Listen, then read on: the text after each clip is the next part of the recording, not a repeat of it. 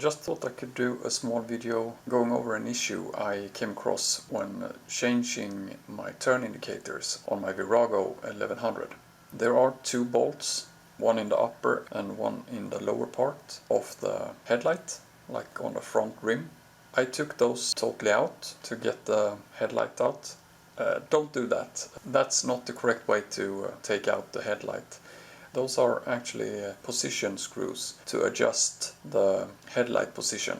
When taking those out, there will be springs and also this like a clamp flying everywhere, and it will be a pain to get this back. The correct way, on each side of the headlight you have screws a bit further in. On my bike it was hidden behind cables, so that's why I didn't see them.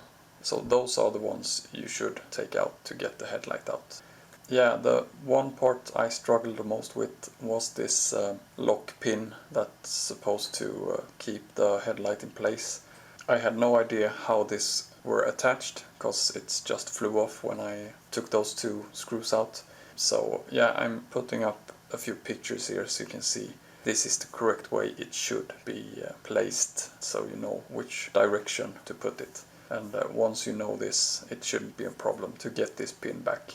Hope this helps if you have done the same mistake that I did, or if you see this, don't do the same mistake that I did.